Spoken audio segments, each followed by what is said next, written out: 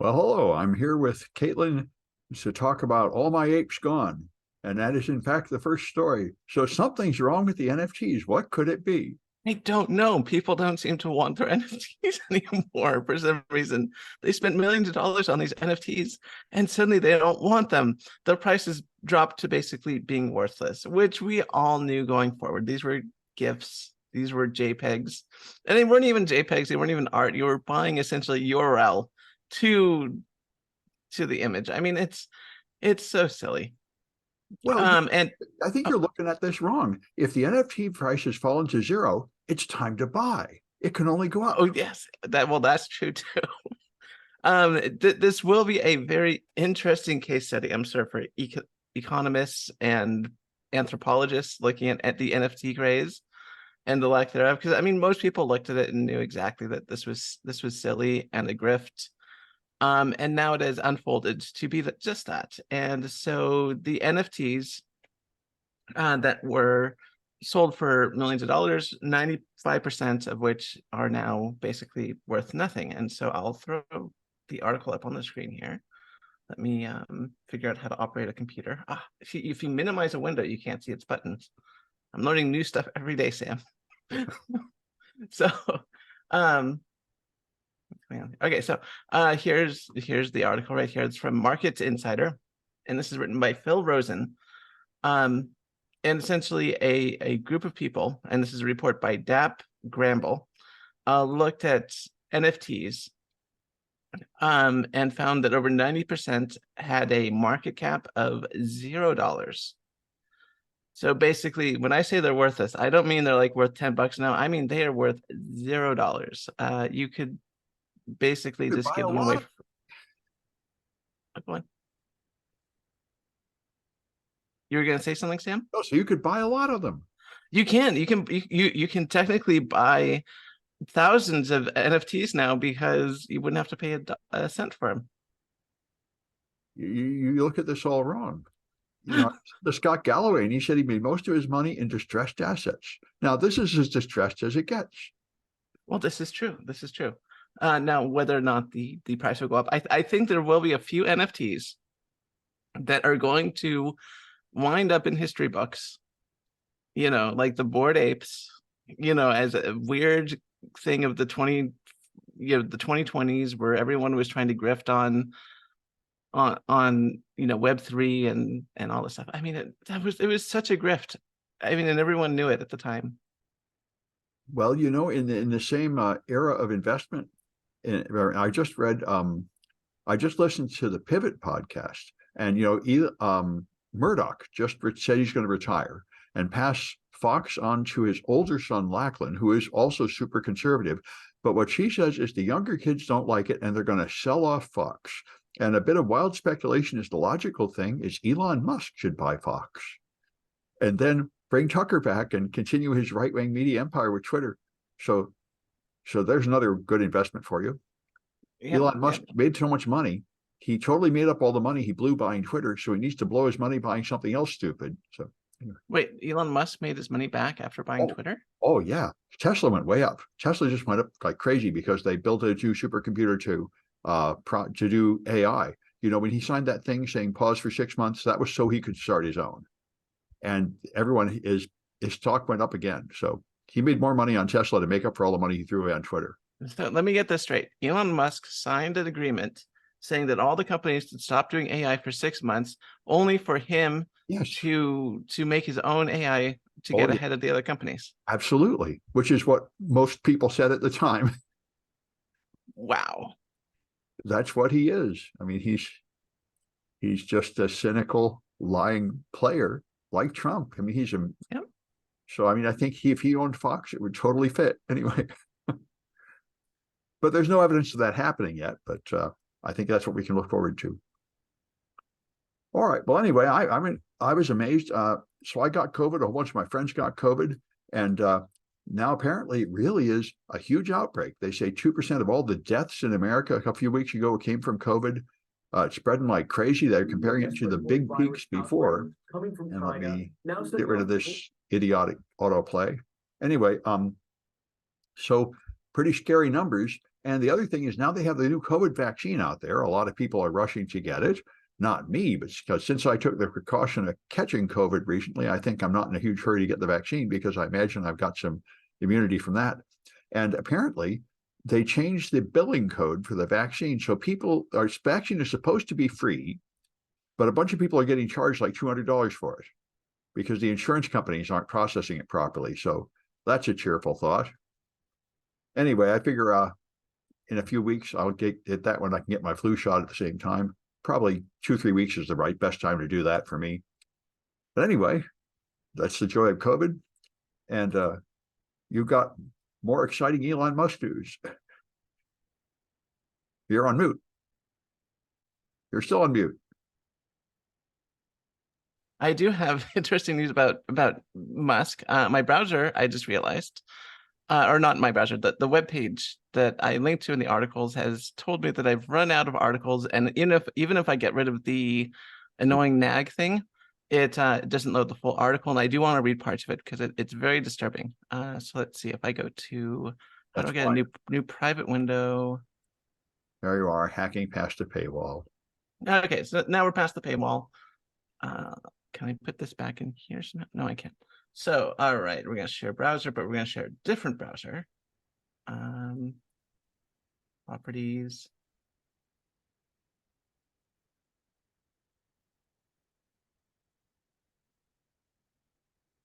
Aha. There we go. Okay. So here we go. Now we bypassed the paywall here. Okay, perfect. So this is on Wired.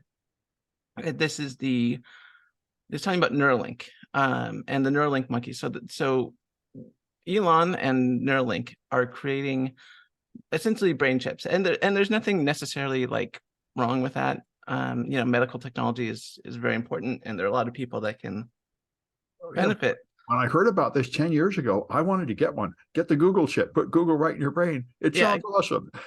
Right, exactly. I mean, ideally, you would want this done by a not a tech giant, but just like a standard medical like Johnson and Johnson working on this, so you don't have to worry about streaming ads into your brain. But of course, Elon wanted to get in on this. And they've been doing tests on macaque monkeys, and a few of them died. And Elon, of course, said, "Oh well, they just died of natural causes, and it's just the natural course of life." Turns out, not so much. These monkeys were very distressed with the Neuralink implanted in them. So if you go down, so unfortunately, they sort of buried the lead in this article. Let's see. Yeah, so here we go. So it starts out. So I'm just going to read straight from the article. In an experimental surgery that took place in December of 2019, performed to determine the survivability of an implant, an internal part of the device broke off while being implanted. They found the monkey called Animal 20 at UC Davis, which emitted a bloody discharge and started yanking on the connector that eventually dislodged part of the device on the brain. A surgery to repair the issue was carried out the following day, but fungal and bacterial infections took roots, and the monkey did not survive and was euthanized on January 6th, 2020. And let's see, and then there were other ones. There was a female macaque named Animal 15. Days after her implant, she began to press her head against the floor for no apparent reason. Symptom of pain and infections. The article says the staff observed that though she was uncomfortable, she was picking and pulling at her implant until it bled. She would often lie at the foot of her cage, spending time holding hands with her roommate. And then she began to lose coordination. She would shake uncontrollably. Her condition deteriorated until they had to euthanize her. Necroscopy report shows that she had bleeding on her brain and that the Neuralink implants that part of her cerebral cortex focally tattered. And that's more. There's more of these stories as well from the macaques. Not only that, there were many side effects, not just due to like bots or weird, stuff like that, but just in general, like diarrhea, dizziness, headaches, that kind of stuff from having chips implanted on your brain. When who would have thought? Who would have thought? it just seems like this is the classic tech bro madness. They didn't get like a proper surgeon that knows how to do this. I mean, they've been planting stuff in brains for all kinds of diseases now. The technology exists. These guys obviously just didn't even do it right. I mean, I don't. That's there's nothing in the article that suggests that they weren't using proper techniques. In fact, it sort of implies that this was done at UC Davis, which is a well-known school for animal testing, animal research. Well, I wonder why they're having so much trouble then, because this is common for people with epilepsy and visual defects and stuff. They Yeah, implant a thing on your brain. I've seen the research a lot. I mean, they've been doing this for a long time. I don't know why they're having such a big problem here. Maybe the gadget they're putting in is much bigger than usual or something. maybe. I don't know the specifics of Neuralink. Obviously, this is restricted intellectual property, so I don't have the full details. All I can tell you is what Wired is telling us, and not just Wired. This is by who wrote this article? Um, by Donnie. I'm so sorry. I can't read this. It's way too small. Dhruv Mehrotra and Del Cameron. They wrote this article. So all I can tell you is what they wrote. Yeah. And I can't go into details about that, but it does not look good for these poor monkeys that were, had to be euthanized because of the Neuralink implants. Yeah, I heard some stories about that at the time. And I guess their point is that Elon lied about the monkeys dying, but I'm surprised because they've been doing this kind of animal research for a while. Anyway, yeah, so after I heard that, I got less excited. Just like going to Mars, getting one of those Neuralink implants. Both of these seem like really bad ideas right now. All right, and so I was actually talking in another class about this last night, and I was amazed to see it came up today. There's an article about analyzing the sun's corona, and I remember I learned about this many years ago. The corona is much hotter than the center of the sun, and nobody has ever really known why. It's crazy. There's the gas on the outside of the sun is hotter than the center of the sun, and the explanation has been that it has something to do with the turbulent flow of the solar wind. And now they have verified that with a fun experiment where they got two space vehicles to work together, one from the European Space Agency and one from NASA, where one of them is flying close to the sun, flying through the corona, and the other is taking pictures from a distance so you can see what part of the corona it's going through. And by combining those two, they have verified that it is in fact turbulent fluid flow. And turbulent fluid flow is amazing stuff. I mean, and there's a quote attributed to Heisenberg where he's dying and he says, when I meet God, I'm going to ask him two questions: why relativity and why turbulence? And I believe he will have an answer for the first, because turbulent fluid flow is just mind-boggling, complicated, poorly understood. And anyway, there was another discovery in turbulence. People made turbulence in a fluid. They spun something around, watched the turbulent flow of the fluid, and the turbulence usually spreads out and hits the walls and dissipates. But they found that if you put it in an 8-sided container, it creates a contained ball of turbulence in the center and does not dissipate. So this is a new experimental paradigm to study turbulent fluid flow, which is a great mystery in science, trying to somehow boil this down to some reasonable amount of equations so you can understand it. Anyway, so those three things work together, making progress on understanding turbulence, which is another one of those mysterious things that I didn't expect to see much progress in my lifetime. What I really want to know is what's up with the number 1 over 137. Oh, the fine structure constant. Yeah, or that's what it's called? Yes. It's one of the fundamental constants. In fact, one of like the 4 fundamental physical constants that define the universe. In fact, this is so fundamental. I think it has to do with the balance between electromagnetism and the nuclear force, something like that. And so it's absolutely fundamental to life. And there, in your sort of cosmology people, they say, there are people who try to understand why the universe has these 4 fundamental constants. There's that one, and there's Heisenberg constant. There's like four constants that define the relative strength of the forces that create matter and interaction. And they have to have exactly these values or you couldn't have life. And so there is a hypothesis that these constants actually vary throughout the universe. There are regions with other values for these constants, and therefore we live in the part of the universe where they have these values. That's one explanation. Other people try to understand how these come about. But basically what happens is you have the Big Bang, and in the early time of the Big Bang, the universe is a homogeneous ball of junk, all swirled together. And as it cools, through spontaneous symmetry breaking, the fundamental forces condense out of this. And you, from an undifferentiated ball of hot matter and energy all balled together, you condense, and then you dissolve into these four fundamental forces. And it's entirely possible that the actual values of those forces are kind of random. They have to do with the way the universe cooled in the early stages of the Big Bang. But if that's the case, then they argue about how it could possibly achieve these values. But anyway, that's the Fine-Schwarzschild constant, one of the fundamental constants of physics. All I know is it shows up when I'm doing a bunch of electromagnetic stuff Oh, yes. all the time, and it has no units. It's just there.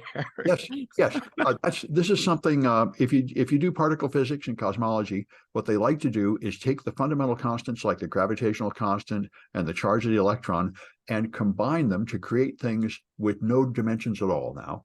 And then those are like the golden mean, those are golden ratio. Those are the fundamental numbers that identify the kind of physical universe we live in. And so it's the balance of one force to another. Anyway. So I still don't know why 1/137 just shows up all the time. Like I say, this is actually a big topic of research and speculation. They ask why is this the number? And apparently, if it was different, nothing would be the way it is. Life and planets and stars and everything would not form the way they have. Okay. Anyway, so let's hear about post-quantum cryptography. Yeah, so we're starting to see the rollout of post-quantum cryptography in our everyday applications. And to start this off is, of course, the Signal application. And so Ars Technica has an article by one of our favorite authors, Dan Gooden, who we've mentioned on this podcast many, many times before when talking about Ars Technica articles. And what's happening is that Signal is going to be moving over from elliptical curve cryptography, which looks a little like this, where you have this elliptical curve and you sort of connect points, to other points. And if you know this, the starting points and the ending points, and you can go around this elliptical curve, but if you're missing some of that information, it's very hard to reverse it. Which is where the cryptography comes from. And this is a gross oversimplification. But I'm sure our readers our viewers, our listeners don't want a giant discussion into cryptographic technologies. But needless to say, this will get elliptical curve cryptography will not survive the upcoming quantum revolution, which will happen any day now, I'm sure. So in comes the crystals protocols, in particular. It looks like Signals is going to be using the Crystals Kyber protocol, or algorithm, I should say, to do its post-quantum, algorithmic encryption. So we're seeing this rolled out, and I think Google is going to start throwing in Crystals dilithium into some of their products pretty soon. So we're starting to see the rollout of post-quantum cryptography in consumer products. Yeah. And one thing about it that I think is interesting is they have chosen to name the algorithms after things from Star Trek and Star Wars. Oh, of course. I mean, if you're going to name things crystals, you have to talk about the two most famous crystals of all, which is Kyber crystals, which are what go into lightsabers, and dilithium crystals, which are what go into warp core engines. Actually, so a lot of people. So in Star Trek, dilithium does not power the warp core. Dilithium mediates the reactions within the warp core. The warp core is actually matter-antimatter reactions. Anyway, that's how big of a nerd I am. I know how these fictional crystals work.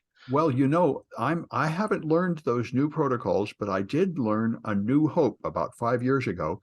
That was the Google post-quantum algorithm, and I actually was writing a hands-on project that for my cryptography students, and then it got broken, which surprised me. Google's proposal for post-quantum cryptography failed after looking really good for the first few years. And so they settled on the crystals, Kyber, and such, and I have to learn these new ones and write projects and edit my cryptography course, and I haven't done that yet. I've been distracted by machine learning and Splunk SOAR, which are going to have to go first. But anyway, there's lots of fun tech to learn. Yeah, in the future, all the military level encryption that we do nowadays will be as trivial to crack as the Caesar cipher.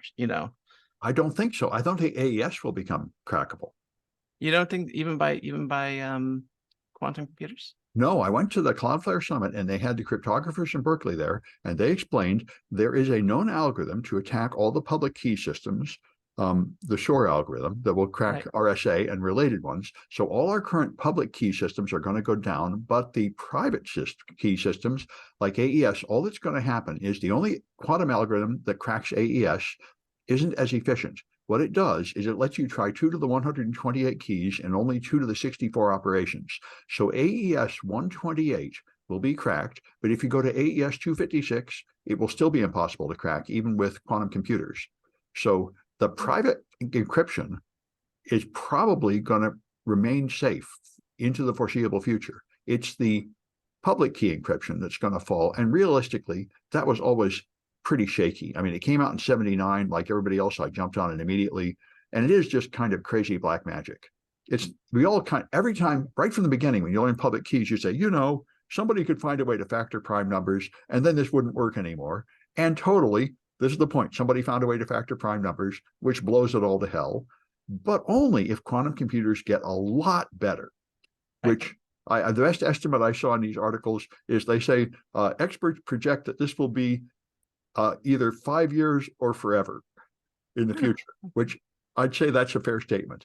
I'm guessing at least 20 to 30 years before the quantum computers can do this, and very likely never, because they have to solve some really big problems to get good enough to crack real prime numbers of the kind that matter. Yeah, and computers are famously very slow to develop. Well, the problem is you have to get the noise out of it. So it's a hardware problem, and it's unclear if they can find the right hardware to get as good as they have, but you never know. I mean, right. So anyway, and especially it's hard to predict how long it'll take. That's true. Anyway, I have a couple AI articles that caught my eye. Microsoft announced a bunch of AI built into Windows 11, and they also announced that GitHub Copilot is now available for anybody for $10 a month.